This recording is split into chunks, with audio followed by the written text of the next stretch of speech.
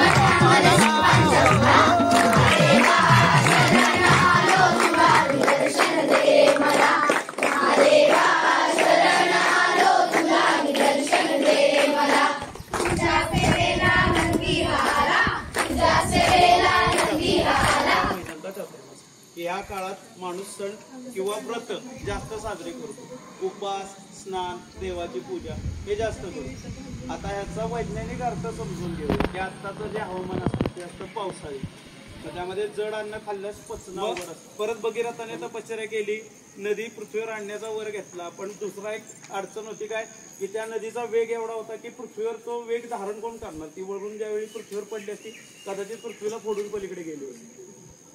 मग त्यावेळी परत शंकरांची तपश्चर्या केली आणि ती गंगा शंकरांनी जटेमध्ये धारण केली. आणि तेवढी शक्ती किंवा तेवढी आपण आपल्या इंग्लिश मिडियमच्या भाषेत तेवढी पॉवर फक्त शंकराकडेच होती की जी जटेमध्ये धारण करून नंतर वरून खाली त्यांनी सोडली. त्यामुळे शंकराच्या जटेमध्ये गंगा असते. तिसरी गोष्ट भस्म. शंकराच्या अंगावर भस्म का असतं तर भस्म ह्याच्यासाठी असतं की शंकर, आपण बऱ्याचदा ऐकलेलं असतं की अगदी तुम्ही स्मशानात जरी गेला तरी शंकराची मूर्ती असते. तर शंकर हा संन्यासी देव आहे, म्हणजे वैराग्य. ते सतत तपश्चर्येला बसलेले दिसतात आपल्याला कुठेही असेल तरी. शंकर तपश्चर्येला बसलेले असतात.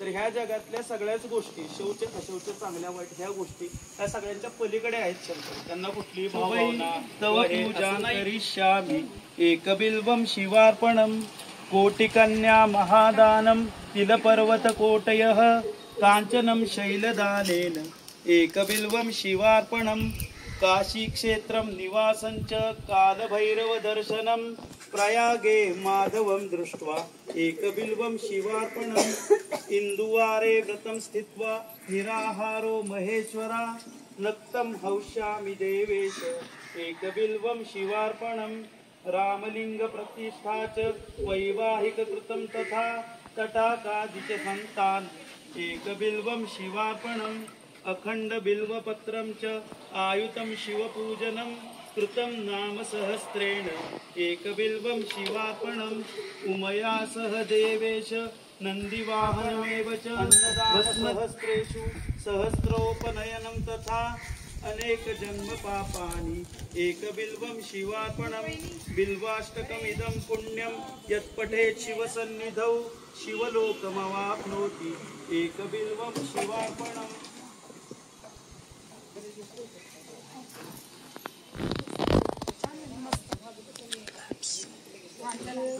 1 2 3 स्टार्ट. हर